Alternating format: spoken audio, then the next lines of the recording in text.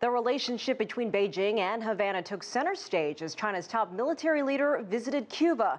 The trip followed a visit to the United States. CCTV's Michael Voss is live for us in Havana. And Michael, what can you tell us about this visit? Well, General Fan Changlong wrapped up this visit to Cuba with a meeting with Cuba's President Raul Castro. Present there at that meeting were most of Cuba's most senior military leaders, including the defense minister who fought alongside Fidel Castro and Raul Castro during the Cuban Revolution. Now, General Fan arrived in Cuba late on Saturday. He spent Sunday on a private visit to the second city, Santiago, and then on to Guantanamo, and his official program began Monday morning.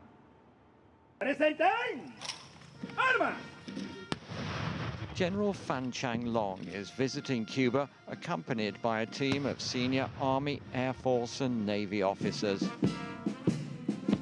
His first official engagement was a wreath-laying ceremony at the monument to one of Cuba's fallen war heroes.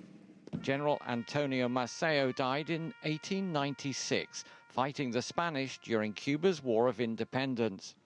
For today's Cuban military, it's independence from the United States that concerns them now. As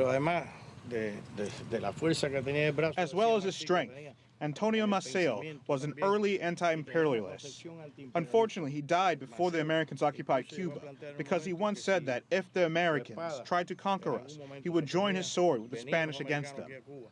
That theme was reinforced on Sunday when General Fan was taken on a private visit to the other end of the island, including Guantanamo province, where from a distance he could see the controversial U.S. naval base and prison. General Fan's visit here is the latest in what have become regular, high-level military exchanges between China and Cuba. Last year saw the chief of the Chinese General Staff visit a tank regiment on the outskirts of Havana. Cuba's armed forces rely mainly on old Soviet-era equipment. The Chinese military has similar hardware, and Cuba has looked to Beijing for assistance in maintaining its defense capabilities. General Fan Changlong is the most senior Chinese official to visit Cuba since the historic announcement last December that the United States and Cuba plan to restore diplomatic relations after more than half a century of hostilities.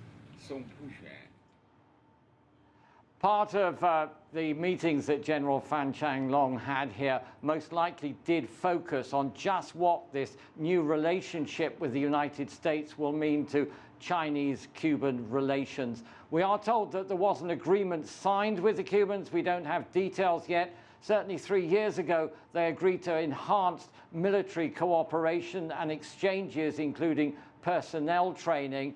Maybe we should get more details shortly of just what these agreements are. There may also be some arms sales involved in this, but again, no details at present. Elaine. And Michael, describe for us the current state of China-Cuba relations.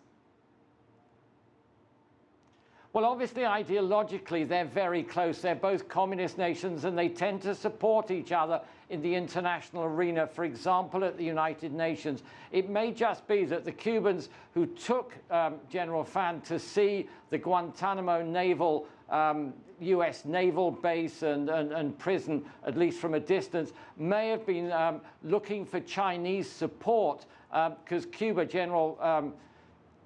President Raul Castro has said repeatedly recently that he wants the United States to give Guantanamo back. So that was one part of it. But economically, China does give Cuba a lot of very soft loans to buy electrical goods, domestic appliances, cars, buses and ships. But there's actually very little investment going on at the moment. Right now, it does appear that China is perhaps a little frustrated at the slow pace of change going on economically here in Cuba. And certainly up until now, there's been no major Chinese investment. All right, CCTV's Michael Voss reporting live for us in Havana.